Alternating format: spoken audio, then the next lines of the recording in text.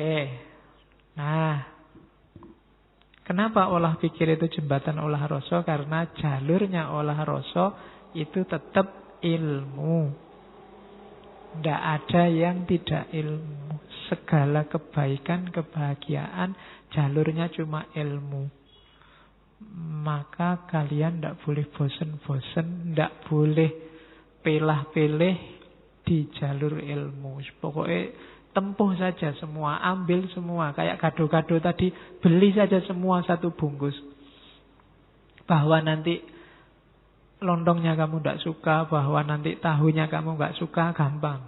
Daripada pas kamu butuh tahu sudah tidak ada, pas kamu butuh lontongnya tidak ada.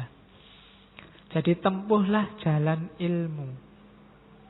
Kenapa? Kalau kamu tidak menempuh jalan ilmu, hidupmu akan kacau. Jangan sampai hidup yang hanya sekali ini berantakan. Uripe sepisan rusak. Kenapa kok hidup kita rusak? Nora mulur nalare, pating seluwir. Pikirannya tidak berkembang dan kacau. Kalau orang pikirannya tidak berkembang dan kacau, kadito gua kang sirung. Seperti gua yang gelap. Jadi hidup kita jangan rusak. Karena kalau hidup kita rusak, itu ibarat gua yang gelap. Cirinya hidup rusak apa? Nalarnya tidak berkembang, pikirannya kacau, pating seluwir. Jalan ilmu itu menuntut kita untuk pikirannya tidak pating seluwir. Pikirannya pating seluwir itu isinya banyak tapi tidak jelas. Saya sering ditanya teman, Pak, gimana ya Pak, saya itu baca buku, pas baca paham, setelah baca hilang. Ya kan? Di kepalamu itu pengetahuan banyak tapi pating seluwir. Nalarmu nggak berkembang. Ilmunya tidak nyambung sama kehidupanmu nyata. Ilmunya tidak bisa jadi penerang. Mungkin terlalu jauh. Kayak istilahnya Ghazali ya, ada ilmu yang mubadir. Ilmu yang mubadir itu kamu capek-capek belajar tapi tidak berbuah ilmu itu, tidak berjalan dalam hidupmu. Kamu sejak SD sampai kuliah hari ini kan wis oke ya, mata pelajaran, mata kuliah itu sudah karu-karuan lah. Kadang ya dibolan-baleni. Tapi tidak ngefek dalam hidupmu, tidak meningkatkan kualitas hidupmu. Pikirannya pating seluwir, nalare ora mulur. Pikirannya tidak berkembang, ilmunya hanya dihafalkan dan tidak jalan dalam praksis hidupmu. Ketika ilmu tidak bisa mencahayai hidupmu, maka hidup kita seperti goa yang gelap. Goa yang gelap itu mungkin ono isine emas, mungkin ada isinya sungai yang indah yang kamu bisa mandi di situ, tapi kamu tidak tahu. Padahal kamu luar biasa loh. Itu kenapa pikiranmu tidak berkembang. Itu ada kalimat yang terkenal, yang sering dikutip orang, termasuk beberapa kali saya kutip. Ngilmu iku kelakone kanthi laku. Lekase lawan kas, tegese kas nyantosani. Setya budya pangekese dur angkara. Ilmu itu dapat dicapai dengan laku. Jadi laku di sini tidak selalu diartikan setelah dapat ilmu terus dijalankan. Tapi ketika menempuh ilmu, kamu sudah melakukan laku. Itu di Jawa. Maka penempuh ilmu juga harus ngerti cara suluknya seorang menempuh ilmu. Kalian menempuh ilmu sambil foya-foya, menempuh ilmu sambil seneng-seneng, menempuh ilmu sambil tidak tirakat sama sekali, tidak ada gunanya. Kenapa tadi ilmumu banyak hilang kayak versi Jawa ini? Karena kamu ndak melakukan laku. Ndak ada tirakatnya. Jangankan puasa, disuruh sederhana apa adanya, susahnya luar biasa.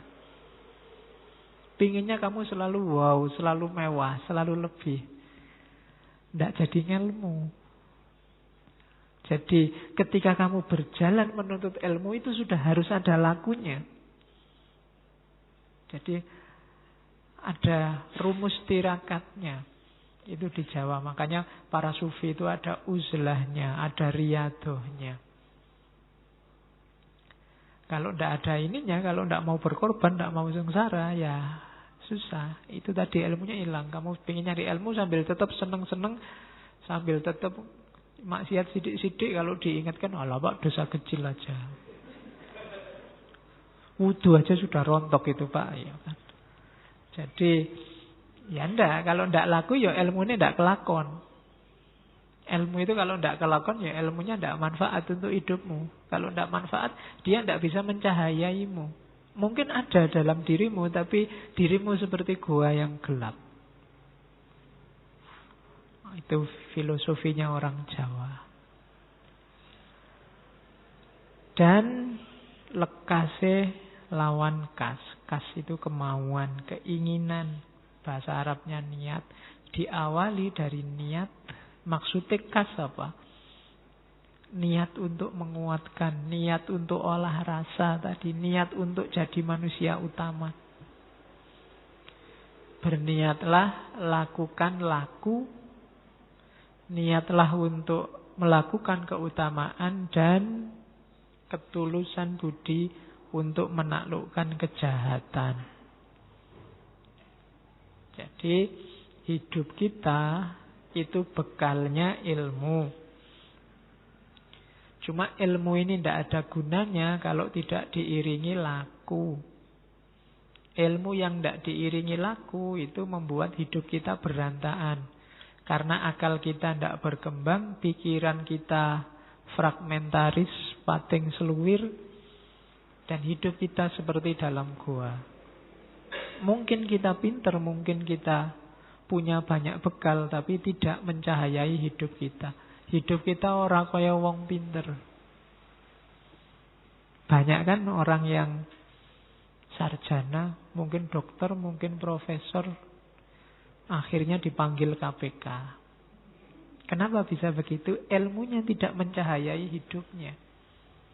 Mungkin dia ngerti, mungkin bahkan apal ayat, mungkin juga bisa ceramah. Buktinya kalau ke pesantren ya para santri cium tangan.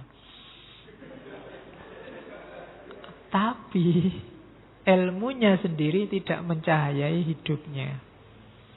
Jadi tempuhlah jalan ilmu, nasihatnya Mangkunegoro 4 dengan laku. Yo gelemlah tirakat. Tirakat itu bukan berarti hidup tidak punya. Tapi kamu ambil secukupnya. Kadang-kadang kamu cegah dirimu untuk tidak menikmati yang bisa kamu nikmati.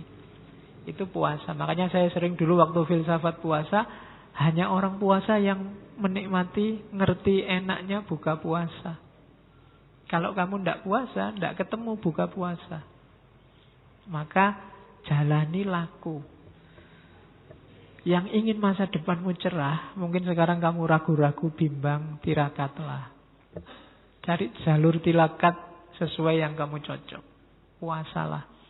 Puasa tidak harus dalam arti harafiah kamu tidak makan, tidak minum, Senin, Kemis, Daud, dan kawan-kawan. Itu boleh. Tapi yang jelas, kekang dirimu. Jangan dilampiaskan sekarang. Nah itu jalannya penempuh ilmu. Terus selanjutnya, nah ini antara lain dietnya para pencari ilmu versi Wedotomo. Yang pertama apa? Tandahwen pati openan. Jangan iri, jangan dengki. Penyakitnya manusia hari ini gara-gara medsos. Iri, dengki. Dengki itu tidak suka kalau orang lain senang. Senang kalau orang lain susah. Biasanya kelompok sana. Kalau kelompok sana dapat masalah, kamu seneng. Nah, siapa suruh milih gubernur itu? Sudah tak bilang. Kalimat itu menunjukkan kamu dengki sebenarnya. Atau kalau sana sukses, kamu iri. Alah, kayak gitu aja, jagoku bisa lebih baik. Itu iri. Jadi bersihkan dirimu dari hal-hal itu. Tentang apapun pada siapapun.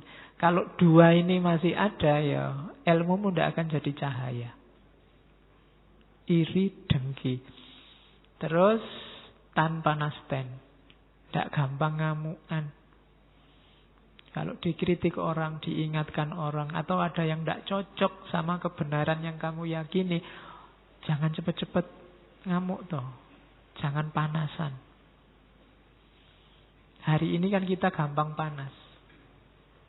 Biasanya kalau kita meyakini sesuatu benar, terus orang lain tidak cocok sama kita, itu biasanya kita panas. Ya meskipun ekspresi panasnya macam-macam. Jadi tanpa nasten. Terus jangan ganggu orang lain.